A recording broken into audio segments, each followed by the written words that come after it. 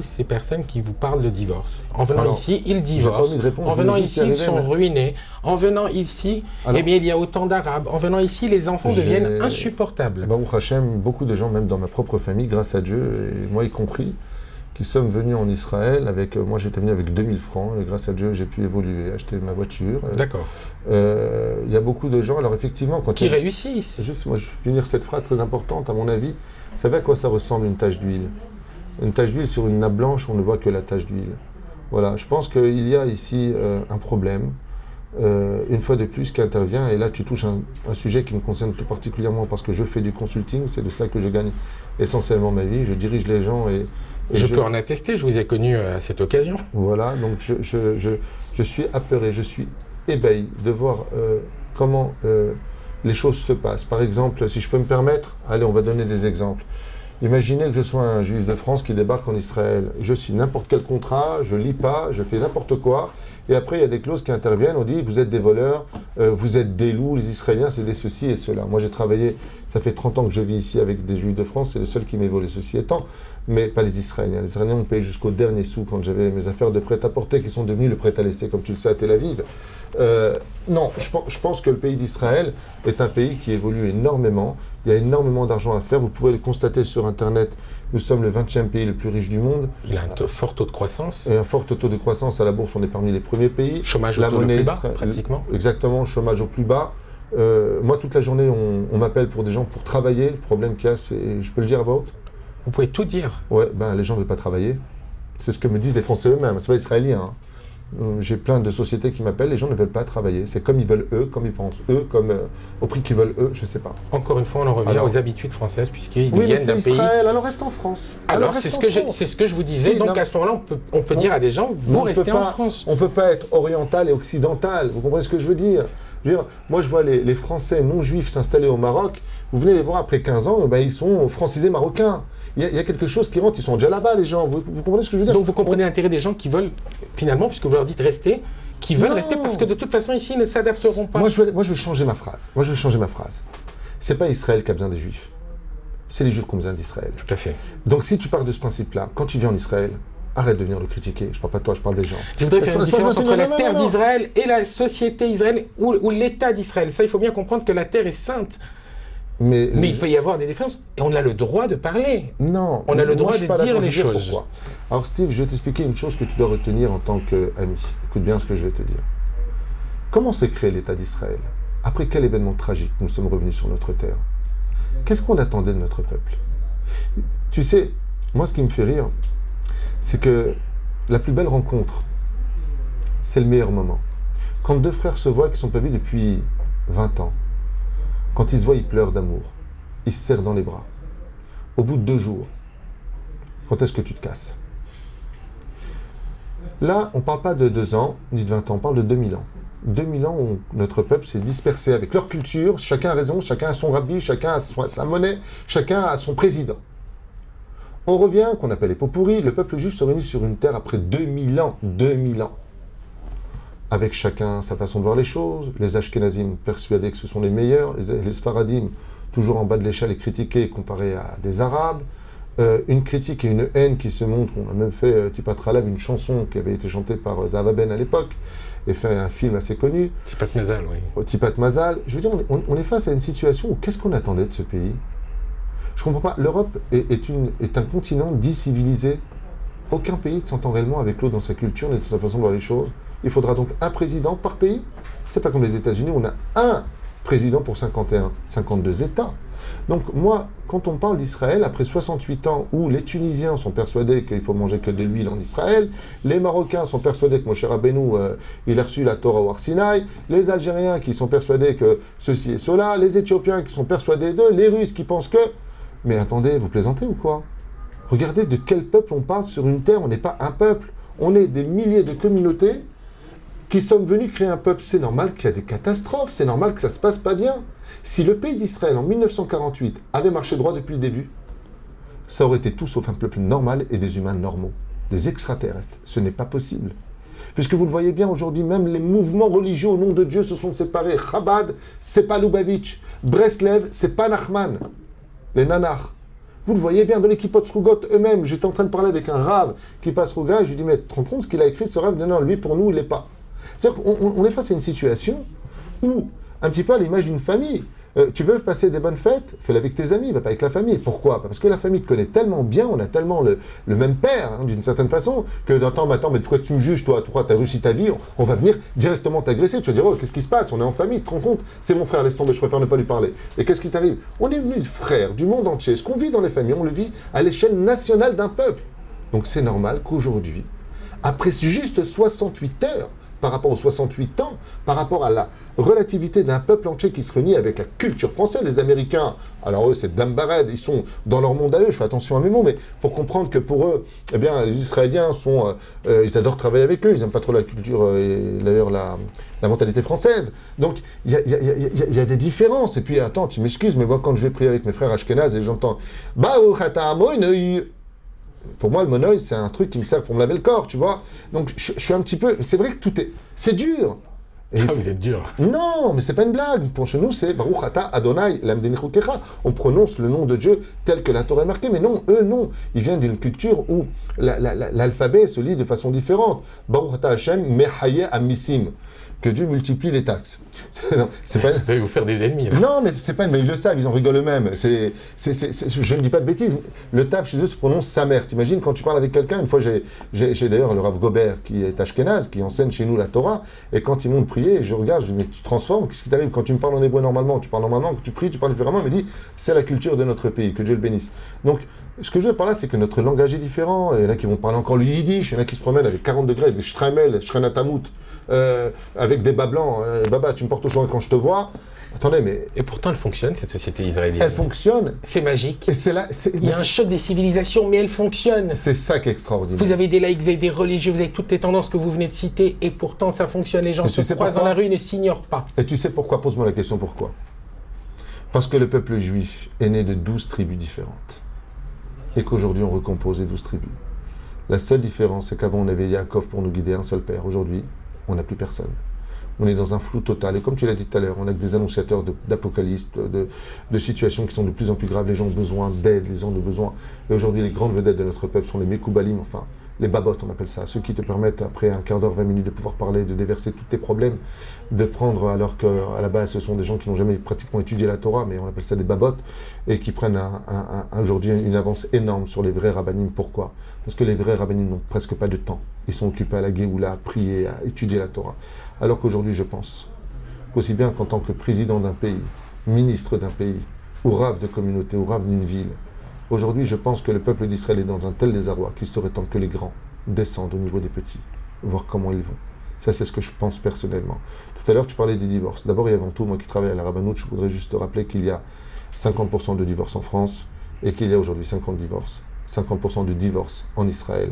C'est pas on divorce en France, on vient ici, je suis assez dans le sujet, tu le sais. Je sais qu'on divorce des deux côtés. Voilà. Hein. Mais je voulais parler de la communauté. Mais je voudrais juste te rappeler, par contre, en référant la Torah à cet insu, que le pays de la terre d'Eretz Israël, dans la Kabbale, est un pays de Hémet. Ici, c'est un pays de Hémet. On ne peut pas tricher. En France, on peut faire semblant d'être riche, pas en Israël. Je ne sais pas si tu as remarqué. C'est vrai. Ici, c'est un pays où on dévoile le vrai personnage. Alors, Dynastie, Dallas, les feux de l'amour, Amour, Gloire était moche, tous ces trucs-là sont bien gentils. En Israël, tu ne peux pas les vivre. En Israël, c'est un pays qui est très bizarre parce que ton propre ouvrier que tu ne connais même pas, quand tu vas faire tes milouim, ça peut être celui qui te donne la permission de sortir pendant Shabbat. On est dans un pays qui est très spécial. Et c'est vrai qu'il y a beaucoup de couples qui ont débarqué ici. Et puis, Israël, je ne sais pas ce que les gens en penseront de ce que je vais dire, mais c'est tellement émettre, tellement vrai. Va faire de toi le vrai personnage, le vrai potentiel qui est en toi. Une remise en question. Par exemple, prenons ce que dit le Talmud. Tout celui qui monte en Eretz Israël, on lui pardonne toutes ses fautes. Pourquoi? Parce que c'est une renaissance. C'est-à-dire qu'Israël remet l'homme à l'état de bébé. Donc, on retourne à l'état de l'adolescence. On repart à zéro dans tout. Prenons le cas de Yaakov Avinu. Il quitte Eretz Israël, il perd tout, il est dépouillé par Eliphaz. Il revient en Eretz Israël, il est dépouillé par Esav. En d'autres termes, la terre d'Eretz Israël est un pays qui demande une richesse intérieure. Am levada dishkon, nous dit le verset de la Torah. Un peuple qui vit, et là le mot est très dur à entendre, en autarcie. Israël pourrait tout à fait se suivre réellement qu'à elle-même. De l'autre On côté, le verra prochainement d'ailleurs, puisque l'étau est en train de se resserrer autour d'Israël, étant donné que les nations du monde, Absolument. et l'ONU en premier, et l'Europe, donc quand les couples en France, je resterai concentré sur ce sujet avec ta permission, quand les couples en France vivent déjà une situation précaire, problème financier, tu sais, comme j'ai l'habitude de le dire, Shlom Bayit, ce sont les initiales de carte bancaire. Quand on est face à une alia où tout change, on passe d'une maison à une caravane dans les Shtachim emmenée par notre cher et tendre ami qu'on félicite et qu'on remercie, Shalom Var, qui fait un travail extraordinaire dans ce domaine. Quand on a d'un coup, on passe la famille Gals, sa petite maison dans la prairie, on se retrouve face à des événements difficiles et puis à redémarrer en bas de l'échelle avec une langue qu'on ne contrôle pas. À 40 ans, par exemple, à 40 on est au milieu de... Ça fait beaucoup de tension vis-à-vis de la famille. Mais un élément en plus qui intervient, c'est que Israël va dévoiler ta vraie personnalité que tu ne pourras plus cacher. C'est le seul pays au monde où on ne peut pas être acteur. Pour ça d'ailleurs, ce qui est merveilleux, tu le verras dans la vie. Tu fais un mariage en France, on vient en nœud de papillon, cravate, beaux pantalons à pince, Weston, total. Tu fais un mariage en Israël, basket, jeans, chemise. Tout le monde est détendu ici. Tout le monde est et détendu. Personne ne se regarde, personne ne se critique. Quelle que soit l'heure où vous arrivez à la synagogue, je dois le dire, quelle que soit la tenue vestimentaire que vous avez, on voit des fois des papas de bar mitzvah et qui sont habillés très décontractés. Je dois dire que c'est très bien vu. Alors qu'en France, on vous regarde de haut en bas. Voilà, je ne suis pas spécialement pour cette culture-là, ceci étant, je le reconnais. Mais ce que je veux dire par là, c'est qu'il y a quelque chose d'authentique en Israël qui apparaît. Cette authenticité, des fois, dévoile des défauts qui, chez les conjoints, deviennent majeurs et remettent toute leur vie en question. Alors, c'est vrai qu'il y a des divorces aussi en Israël, mais il y a aussi beaucoup de mariages. Et à cet insu, je te rappelle que moi qui marie depuis 25 ans, j'ai jamais vu autant de beaux mariages en Israël qu'en Israël. Je dois marier un couple prochainement qui a à peine 18 ans. C'est un des pays où on se marie, je crois, le plus jeune de tous les pays que je connaisse. Toute la journée, d'ailleurs, on est taxé. Moi, j'appelle ça aujourd'hui, vous avez reçu une amende sur le Gvichesh, c'est une blague. Dès qu'on donne une enveloppe de mon mariage, ma Pamza, donc c'est une enveloppe, donc ça me fait rire. Mais j'en reçois tous les jours. Alors, c'est vrai qu'il y a des divorces tous les jours, mais combien il y a de couples qui se marient, combien on a de beaux enfants en Israël. Je pense que le bien et le mal existent aussi bien en France que partout ailleurs, seulement la seule différence, c'est que tout ce que l'on fait en Israël, contrairement à la France, comporte deux avantages qu'on ne trouvera jamais ailleurs. Le premier avantage, c'est que quand tu réussis en Israël, ta vie de couple, quand tu réussis dans tes affaires, tu fais grandir avec toi une nation entière. En France, tu ne fais grandir que toi. La deuxième chose, même s'il y a des coups de couteau en Israël et qu'il y en a aussi en France, même s'il y a des Arabes en Israël, comme il y en a en France, il y a une chose qu'on n'a pas en France, mais qu'on a en Israël, c'est qu'on aurait été jusqu'au bout de toutes les stations à conquérir. En France, qu'est-ce que disent les Juifs? Franchement, de toute façon, si ça ne va pas, dis-le. On partira en Israël. Donc, on peut admettre aussi que ceux qui restent en France pour X raisons, pour le bien-être, pour la culture, parce qu'ils ne sont pas prêts à conquérir ce pays ou autre, très bien. Mais qu'est-ce qu'ils te disent? De toute façon, on a quand même... Je me rappelle quand j'étais en France, on disait, si la France se fait attaquer, notre armée viendra nous libérer. Ça veut dire que tout le monde reconnaît qu'il y a une échelle de secours.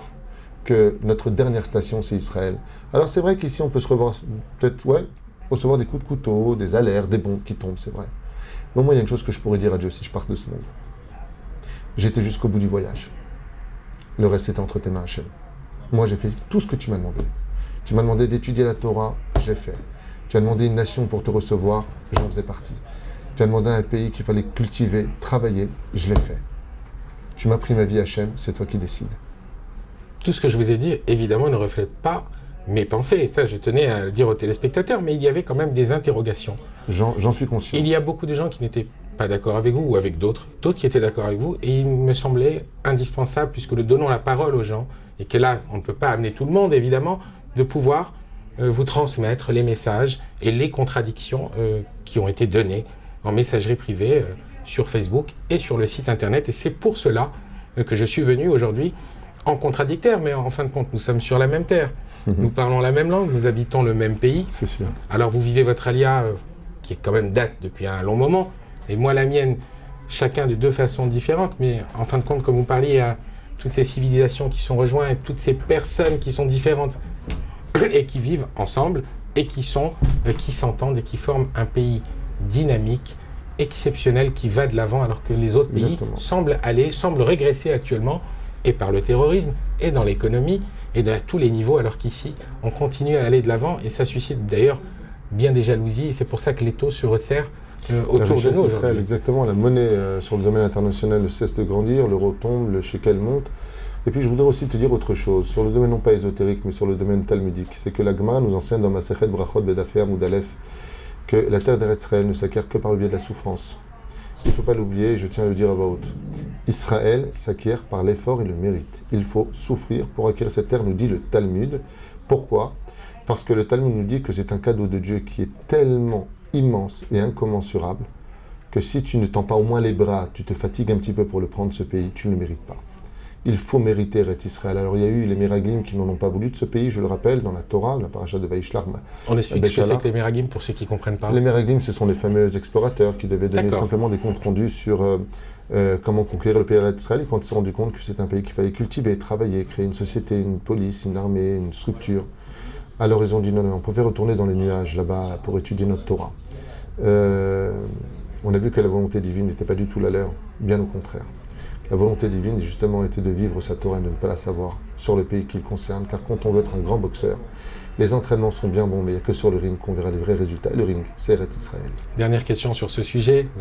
J'ai une personne que je connais personnellement, qui se trouve juste derrière moi, que vous ne voyez pas, qui nous filme, c'est le caméraman de sarfati.com, que je félicite pour son travail, qui m'avait fait une réflexion lorsque nous étions de retour d'une interview, qui m'avait dit un soir: écoute, tu sais, quand on est en France, j'ai entendu dire que lorsque l'on faisait des mitzvot en galoute, elles comptaient pour 0. Que ce soit Shabbat, Yom Tov, Kashrut, Nida, ça ne compte pour rien. Seuls les mitzvot en Eretz Israël sont validés. J'aurais aimé vous poser cette question. Est-ce vrai? Est-ce que c'est de l'info ou est-ce que c'est de l'intox? Oh, je pense que le mot intox n'est pas assez fort, c'est un mensonge absolu. Dieu préserve de dire une telle idiotie, au contraire, justement. Pour répondre à notre cher et tendre caméraman qui fait un travail assez fidèle, alors, le Talmud nous dit effectivement que les mitzvot que nous faisons en Eretz Israël ne sont que de l'entraînement, mais que nous avons pour cela un salaire. Et sur ce, j'aimerais rappeler juste un enseignement de la Torah elle-même. Vous savez, Tselophrad est un juif qui va enfreindre Shabbat en levant du bois et le déplaçant. Et 2 témoins vont venir le voir en lui disant, comme le prescrit les lois juives, qu'il n'a pas le droit d'enfreindre Shabbat. Il est emmené devant Moshe car il ne cesse de déplacer ce bois, donc n'obéit pas à l'ordonnance divine. Et voilà que Moshe lui pose la question en lui disant « Pourquoi est-ce que tu as fauté? Quel est le din? Qu'est-ce qu'on doit faire de toi ?» Et Moshe Rabbeinu répond « Je ne sais pas, je vais demander à Dieu. » Et là, il y a une question énorme qui se pose. Moshe Rabbeinu, tu es le maître des maîtres de tous les centimètres et des millimètres qui viendront après toi. Comment, toi, tu ne sais pas qu'un juif qui est Mechalel Shabbat, qui profane le Shabbat avec 2 témoins, comment, toi, tu ne sais pas qu'il est Chayav Mita alors que c'est marqué juste 26 fois dans la Torah, cette fameuse Torah que tu as donnée. Il y a 2 façons de voir les choses. Ou Moshe a fait un bug, ou Moshe n'a pas fait de bug, mais Béhémet, il ne savait pas. La réponse des sages est claire. Moshe ne savait pas. Mais ça n'explique pas pourquoi il ne savait pas, puisqu'il l'a lui-même descendu et expliqué au peuple. Il ne savait pas si on devait tuer un juif qui n'était pas Shomer Shabbat parce que c'était encore en galoute. Alors il est parti voir Hachem. Et Dieu lui a dit, mettez-le à mort. Par lapidation. Ainsi nous enseigne le fameux Sefer Torah, le rouleau de la Torah. Je ne parle pas de Rashi, je ne parle pas des commentateurs. Je parle sur le texte même de la Torah. Moshe dit, je ne sais pas. Il va voir Dieu et Dieu dit, faut le mettre à mort. La grande question qui se pose, c'est pourquoi Moshe n'a pas su? Parce que Moshe n'était pas sûr qu'en galoute, les Torah et les mitzvot avaient une grande valeur. Donc il a dit, Nachon, en Israël, on doit mettre Chayav Mita, mais en galoute, on doit mettre Chayav Mita. Et pour ta réponse, c'est Dieu lui-même qui répond. Même en galoute, si on ne fait pas Shabbat, on est Chayav Mita. De là, vous voyez que les mitzvot ont une énorme valeur entre Chutz La'aretz et l'étude de la Torah encore plus, puisqu'il est marqué qu'un juif a le droit, al pi halacha, de quitter Eretz Israël pour apprendre la Torah chez ses rabbanim. Donc, Bevadaï, que cela sert. Par contre, ceci étant, de l'autre côté, à la fin de la vie de Moshe Rabbeinu dans la paracha de Vaïtranan, il est stipulé que Moshe priera 515 fois pour entrer en Eretz Israël. Et Rashi intervient et nous dit, pas pour manger des fruits, pas pour kiffer Eretz Israël, non, pour y pratiquer la Torah et les mitzvot. Car effectivement, plus de 80% des mitzvot, des 613 mitzvot de la Torah dépend de la terre d'Eretz Israël.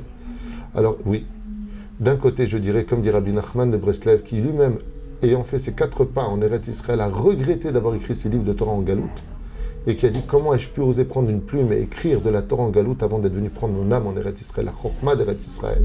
Donc il y a une Torah de galoute et une Torah d'Eretz Israël, le Talmud de Babylonie, la galoute, le Talmud de Jérusalem par Rabbi Yochanan, elle existe cette Torah-là, mais ce qui est certain, c'est que la Gemara dans 3 endroits différents, dans Masechet Sanhedrin, Bedaf Zayin Amoud Aleph, ainsi que dans Masechet Shabbat, Bedaf Lamed Aleph Amoud Aleph, ainsi que dans Masechet Kedushin, Bedaf Mem Amoud Aleph, nous dit que quand un homme partira de ce monde, on lui posera des questions, et les questions sont les suivantes. Kavataitim la Torah? Est-ce que tu as fixé un temps d'étude à la Torah? Est-ce que tu as été droit dans tes affaires? Est-ce que tu as attendu le Mashiach chaque jour de ta vie? Est-ce que tu as approfondi la Torah? Est-ce que tu as compris une chose à l'intérieur de l'autre? On parle de l'étude la plus profonde, la Kabbale. C'est ces questions-là qu'on posera à un juif. Il n'est marqué, il ne mentionne nulle part, est-ce que ça a été en Israël ou ailleurs. Les plus grands rabbinim qui ont compilé justement notre Talmud étaient tous en Galoute. Rashi était à 3, en France. C'est entre 2 et 4. C'est une blague. Les Baalei Tosafot, Rabbeinu Yonah, Sharet Yeshuva, le Gaon de Vilna, le Chafetz Chaim. Donc je pense qu'il faudrait faire attention à cette notion-là et respecter la Torah qui fut écrite en Galoute. Mais il est certain que, comme le prescrit Rashi dans un de ses contrastes, que s'il avait vécu en Israël, il n'aurait pas été Rashi, Rosh Ben Israël ou Rosh Israël, même si ses initiales signifient Rabbi Shlomo Yitzhaki, mais certainement prophète du peuple juif. Et il le dit lui-même, je ne suis pas monté en Israël car le peuple ne méritait pas encore le niveau de prophète, car en Israël, il y a Dieu. J'aimerais quand même dire à mes frères de Galoute et familles qui s'y trouvent que c'est vrai qu'il y a de grandes difficultés financières dans le monde entier aujourd'hui. C'est vrai qu'il y a une insécurité aussi bien dans notre pays que dans les autres. Mais comme me l'a dit d'ailleurs récemment une grand-mère qui a fait sa alia du boulevard Voltaire, dans le Paris 11e. Mon quartier. Ton quartier. Elle m'a dit une phrase qui m'a été tellement répétée par tellement de gens. C'est que quand on marche en Israël, on se sent en sécurité. C'est vrai. Il y a cette sensation incroyable. Je ne sais pas comment vous dire, moi cette grand-mère qui vit à Voltaire m'a dit, pourtant il n'y avait rien à Voltaire, elle est décédée maintenant, mais elle m'avait dit, il n'y avait pas... Mais quand je marchais à Paris, je me retourne, je ne suis pas bien. Mais en Israël, et elle a vécu en face d'un village arabe, qui s'appelle Jabal Boukaber, à Yerushalayim, et elle m'a dit quelque chose qui m'a vraiment choqué, elle m'avait dit, que Dieu repose son âme. C'est bizarre, hein, je les entends tous les matins à Allahu Akbar, mais je me sens bien. Il y a quelque chose de bizarre dans ce pays. C'est vrai qu'il y a un bien-être extraordinaire. Et je lui ai répondu, il y a Dieu. Alors bien entendu, quelqu'un qui écouterait ça, il dirait, mais qu'est-ce qu'il dit celui-là? Il y a Dieu partout. Non, messieurs, dames, vous vous trompez. Dieu n'est pas partout. Dieu remplit la gloire de son être dans le monde. Hachem memale kevodo kol haaretz kevodo. Mais quand tu veux parler à quelqu'un, tu te retournes vers lui ou de l'autre côté? Vers lui. Et où est-ce que tu te tournes quand tu es à Paris pour prier? Vers Yerushalayim. Tu vois où est Dieu? Tu te retournes vers lui. En Israël, il y a Dieu. En Galoute, il y a l'émanation divine. Donc Igbo des doutes est valable en Galoute? Mais Vadaï, parce que là, Igbo des doutes, c'est le seul et unique lien qui relie l'homme au-dessus du ciel, directement devant le trône divin. Où que tu sois là, Igbo des doutes, c'est bien sûr, je traduis pour les autres, parler à Dieu en direct, tout seul, dans sa propre langue. Le 145e Télim nous dit Karov Adonai lechol kore'av lechol sharikrahu be'emet. Dieu se rapproche de tout celui qui l'invoque par la sincérité où qu'il soit, car même si Dieu est partout et qu'on sait que sa Shekhinah ne quittera jamais le Kotel Amaharavi, le mur des lamentations, il est certes évident qu'en Israël, il y a une espèce de parfum de sécurité qui nous dit que Be'emet, ici, on est à la bonne place, même et malgré toutes les difficultés endurées. Il fait bon de vivre à la maison. Vous savez, il y a un petit proverbe que j'aime beaucoup qui va très bien avec ce que nous sommes en train de vivre, mais mieux vaut un petit chez soi qu'un grand chez les autres. C'est sûr. Et puis moi, j'ai donné un autre proverbe un jour. J'adore le flan. Je suis un malade du flan. C'est bon le flan. Mieux vaut toute petite part de flan, bien fraîche, qu'une grande part de flan périmée. La Galoute, c'est périmé. Israël est très fraîche. Très bien, donc nous sommes rassurés maintenant et nous avons élucidé certains points que les gens, où les gens se posaient des questions. J'aimerais que nous revenions avant de nous quitter pour aujourd'hui parce que j'aimerais aussi qu'on puisse aborder d'autres sujets. Puisqu'on a parlé du divorce, ça m'a donné une idée. Il y a énormément de divorces, donc j'espère que je pourrai les aborder avec vous. Également, je dois vous dire qu'il y a énormément d'enfants ici qui font leur alia et qui changent. Et bien souvent, on les voit à 12 ans avec des piercings la nuit, à 1h du matin. Moi, je les ai vus personnellement en train de fumer des cigarettes, s'attrouper entre eux, répondre aux parents. Certains parents vont même en garde à vue. Je ne suis pas là pour critiquer Israël. Je dois dire que les parents ont, de nouveaux Lim Hadeshim, ont le plus grand mal aujourd'hui à éduquer leurs enfants, ce n'est plus la même chose, ce n'est pas les mêmes lois, il y a une certaine liberté. Comme vous le disiez tout à l'heure, il y fait bon vivre, donc il y fait bon vivre aussi pour les enfants. Les enfants ont envie, ont soif de liberté, et parfois ils débordent, et la loi est quand même pour eux. Donc j'aimerais que la prochaine fois, nous puissions revenir sur ce sujet. Il n'y a pas de problème, juste pour te laisser avec cette parenthèse importante. Moi, j'ai souvent comparé le pays d'Israël au pays de Casimir. Vous savez, le jardin des enfants, c'est un pays merveilleux pour les enfants. Et malheureusement, il y a effectivement un très gros problème dans la structure éducative en Israël. Mais c'est dû à une faiblesse d'esprit qui vient de notre armée. Je te défie, Stivo, de rentrer dans une maison, de ne pas montrer un cadre d'un père ou d'un frère, d'une sœur qui est décédé à l'armée. Partout où tu vas. Les mamans qui ont eu leur frère qui est mort à l'armée, un fils qui est mort à l'armée, il y en a énormément qui partent. Des enfants qui se sont suicidés. Il y a eu beaucoup de problèmes. Et aujourd'hui, si tu veux, cette faiblesse d'esprit a donné une plus grande liberté à ces enfants. Mais de l'autre côté, la délinquance israélienne n'existe pratiquement pas. C'est vrai qu'on ne se fait pas voler son portable dans la rue. Vous pouvez avoir le dernier iPhone 6S, on ne vous le touche pas. Personne. Il n'y a pas de délinquance en Israël. Il peut y avoir de délinquance. Oui, on peut vous le faucher sur une table si vous tournez la tête. Il y a des voleurs partout. Non, mais ici, on ne vient pas vous donner un coup de poing à la figure je pour te vous arracher un la portable. Semaine dernière, tu vois la banque Apolim juste en face. La semaine dernière, il y a eu un hold-up. Ils sont rentrés dans la banque. Alors, c'est un mec qui rentre comme ça avec une capuche et il donne un mot. Il y a marqué comme ça.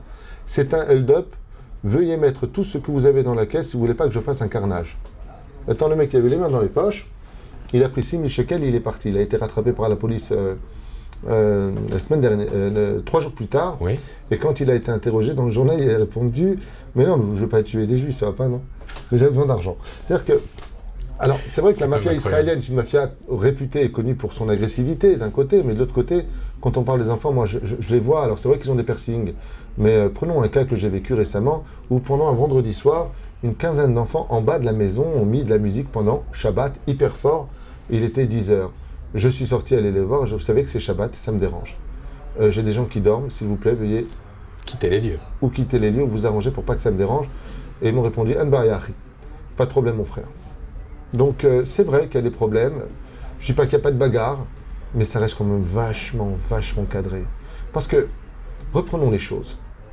Quand nous étions en France, à quelle heure on sortait de l'école ? 6 heures après l'étude, l'heure d'étude. 5 heures, oui. Moi, je me rappelle, c'était l'époque de Candy, Goldorak et Albator. C'était vers les 6 heures, si je ne m'abuse.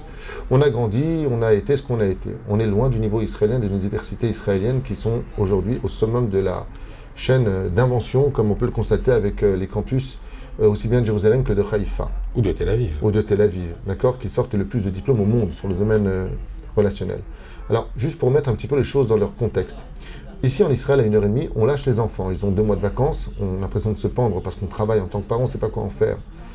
Et pourtant, pour entrer dans le niveau universitaire, j'ai un neveu qui vient de France, qui a fait Lucien de Hirsch, qui était un génie là où il était. Il est rentré à l'université de Haïfa, donc au Technion de Haïfa. Il était le dernier.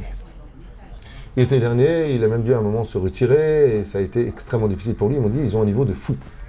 Et donc c'est vrai que quand ils sont jeunes, ils ont peut-être des piercings. Et de l'autre côté, tu rencontres des directeurs de banque qui ont juste 26 ans et qui te dirigent plus de 900 à 1 million de dossiers. Vous avez des chefs d'entreprise qui ont 21 ans. Mon fils, que Dieu le bénisse, va faire ses 22 ans, il est déjà chef cuisinier. Eliaou, que tu connais.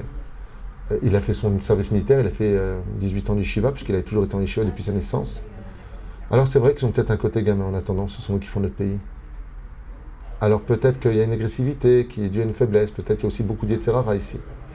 Mais de l'autre côté, quand on les voit grandir et devenir parents, Baruch Hashem retrouve des gens qui sont à la hauteur de ce qu'attend ce pays, remplis d'animosité, de haine, de difficultés financières, d'insécurité.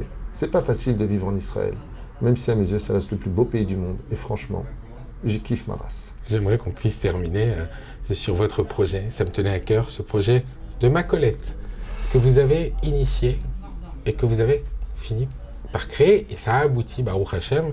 Alors j'aimerais savoir où est-ce qu'on en est aujourd'hui. Alors, quels sont les besoins ?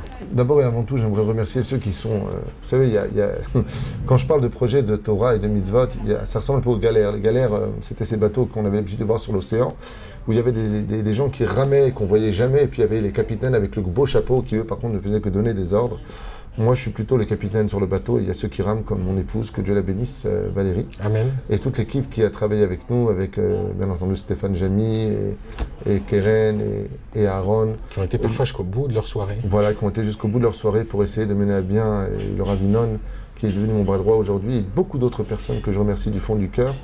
C'est un projet qui me tenait à cœur depuis de nombreuses années, de créer la Macolette du cœur, c'est-à-dire une possibilité pour des familles nécessiteuses, après bien entendu enquête très minutieuse sur chaque famille, de pouvoir leur permettre de passer de façon hebdomadaire leur Shabbat.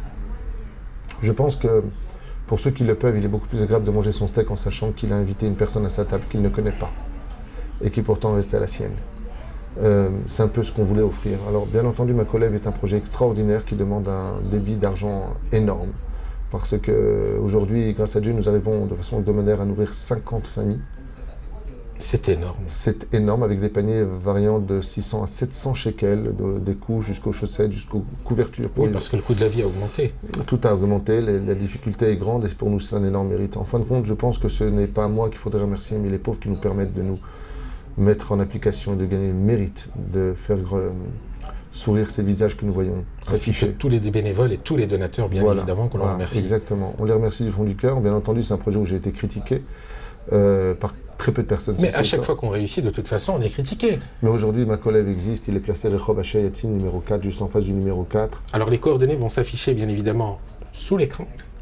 Voilà. Et de façon à ce que vous puissiez prendre contact avec l'équipe et bien évidemment les aider justement en parlant d'aide. Quels sont les besoins aujourd'hui? On a besoin d'abord avant tout de denrées alimentaires. C'est-à-dire que nous, ce que nous proposons, c'est tout simplement la chose suivante. Imagine demain que tu vas faire tes courses. Tu vas prendre une boîte de conserve de petits pois, mets-en une pour Macolève. Tu vas acheter une boîte de thon, mets-en une pour Macolève. Tu prends 3 poulets, du riz, mets-les. C'est ce que nous recevons de façon hebdomadaire. Nous recevons énormément de bénévoles qui vont faire leurs courses et chacun prend 2, 3, 4 choses qui, au bout de 200, 300 familles, nous remplissent complètement la Macolette, ce qui permet aux pauvres de pouvoir, à ces gens qui pour l'instant... Aux personnes en difficulté. Voilà, aux personnes en difficulté. Qui ont des passages difficiles. Parce que pour moi, un pauvre, c'est celui qui n'a pas de Torah. Donc remettons les choses à leur place. Ces personnes, en tout cas, qui passent une période d'épreuve ou qui nous nettoient de nos fautes grâce à leur pauvreté, ce que dit la Gemara. La Gemara dit que les pauvres existent pour que ceux qui peuvent les aider se nettoient de leurs fautes, comme un korban. Donc on est une vraie équipe, une vraie famille.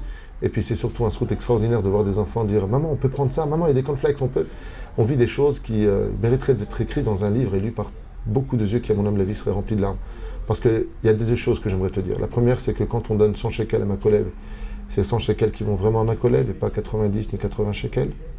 Ça, c'est la première des choses. Et la deuxième chose, c'est que l'équipe de travail, c'est une équipe de gens qui ont beaucoup de hirat shamayim et qui n'attendent rien de personne. On n'attend pas des merci. On travaille très dur, on sue, et il y a de que ça dure le moins possible pour eux et le plus possible pour nous, parce que c'est un mérite qui serait difficile de perdre. C'est un grand route d'aider Macolève. D'accord. Alors, cette Macolève, dans ce qu'on achète là-bas, eh bien, bien évidemment, on peut mettre un aliment en plus pour les pauvres. C'est le même prix d'ailleurs pour tout le monde. Et ensuite, comment ça fonctionne ce système? Est-ce que les personnes reçoivent gratuitement ou payent 80% Je vais expliquer. En moins au niveau de l'addition? C'est le fonctionnement que j'aimerais connaître. Alors le fonctionnement est le suivant. Macolève se divise en 3 étapes. La première étape, celle que nous avons actuellement, est l'étape de la mise en place du fonctionnement pour voir qui est avec nous et qui ne l'est pas. Pour la simple et bonne raison, c'est que tout ce qui est nouveau engendre automatiquement un enthousiasme. Et donc, on ne peut pas se fiser à un enthousiasme de 3 à 4 mois. Le but, je disais souvent qu'une mitzvah, c'est un peu comme le mariage. Le but, c'est pas de se marier, mais de le rester. Le but, c'est pas de créer Macolève et puis de le fermer. Donc, c'est de le laisser. Pour l'instant, dans l'état actuel des choses, notre système ne permet qu'à des familles nécessiteuses de venir remplir le panier uniquement. Donc, pourquoi? Parce que j'ai besoin de roder une situation où les gens resteront fidèles à ce projet et savoir combien je peux noter réellement de familles si je devais continuer ce projet. Une fois que Bezrat Hashem, au bout d'un an et demi, nous passerons au deuxième shlav, où là nous allons créer une vraie Macolette, un système où toute personne pourra venir acheter et faire ses courses avec les revenus Bezrat Hashem, par exemple en vendant un article que nous aurions acheté 4 shekels. On va le vendre à peu près dans les 5 shekels et demi. Donc nous allons faire un revar en payant les taxes d'un seul shekel. Ce shekel-là va être remis dans la caisse pour un pauvre qui pourra, grâce à 2-3 familles, remplir son panier ne sachant pas qui lui a fourni, Et ceux qui lui ont fourni, ne sachant pas chez qui c'est allé. Donc on garde sa dignité. On garde sa dignité, c'est exactement ce que je C'est ce qui est le demande. plus important finalement. Ce sera le deuxième shlav, et puis il y aura un troisième shlav où Bezrat Hashem, je voudrais agrandir tout cela et puis aller au-delà d'une macolette. Est-ce que vous pensez qu'on peut envisager une antenne sur Netanya par exemple? J'en rêve, mais il faudrait pour cela que l'équipe qui s'en occupe s'en occupe. Il y a beaucoup de gens qui sont là pour dire aux autres ce qu'ils ont à faire, mais nous on aime surtout le travail sur le terrain. On a besoin de gens efficaces. La philosophie, on la connaît. Vous viendrez nous en parler à ce moment-là? Avec grand plaisir. D'accord, très bien. Merci beaucoup Rav Twitou d'avoir eu la gentillesse et l'amabilité de nous recevoir chez vous comme vous m'avez reçu chez vous personnellement lorsque j'ai fait mon alia, puisque c'est vous qui m'avez, avec Valérie, votre épouse, je tenais quand même à le dire, permis de traduire tout et de faire mes papiers, ouvrir également un compte en banque, toutes les choses nécessaires que l'on ne connaît pas lorsqu'on arrive en Israël, également passer des Shabbats formidables, puisque j'ai eu le mérite de passer Shabbat chez vous, donc j'étais vraiment... Est-ce que tu pourrais le dire à voix haute, et ça fait combien de temps, combien de jours? Pardon? Et ça fait combien de jours, tous tes papiers, tout le bazar? Une journée. Voilà, je voulais Une demi-journée, voilà. Et ensuite on a passé des Shabbatot formidables chez le Rav Twitou, il est extrêmement marrant. Très drôle, moi j'ai adoré le voir en pyjama, c'était formidable. C'est vraiment un Rav très très cool et c'est ça que j'apprécie vraiment, c'est que derrière cette barbe, ce chapeau, eh bien se cache un homme aussi comme nous, malgré toutes les connaissances que vous avez et que nous n'avons pas, mais enfin quelqu'un vraiment d'extrêmement sympathique, vraiment d'humain, de chaleureux, avec qui j'ai eu le plaisir de partager un repas. J'aimerais d'ailleurs qu'on tourne une prochaine séquence dans un restaurant où nous pourrons manger ensemble et aborder les sujets dont nous avons évoqué tout à l'heure. Histoire de dérider un petit peu ce monde orthodoxe qui est un peu rigide, moins avec vous, mais en tous les cas, avoir quand même un cadre autre qu'un bureau. Je pense que le prochain projet ou sujet que nous aborderons sera certainement le divorce. Le divorce et le mariage et le divorce. Je pense que nous sommes face à une situation d'une guerre beaucoup plus dangereuse que ce qui nous entoure. C'est la tristesse de nos enfants et de qui plus est les larmes versées qui auraient pu être évitées s'ils avaient suivi un code de la route que je me ferai un plaisir d'expliquer. Très bien, je vous remercie beaucoup, Rav Twitou. À très très bientôt. Merci à toutes et tous de nous avoir suivis. Prochaine émission très très bientôt. Dans quelques instants, ensuite des programmes sur sarfatit.com. À très très vite sur sarfatit.com. À très très vite sur La Légende. Ciao.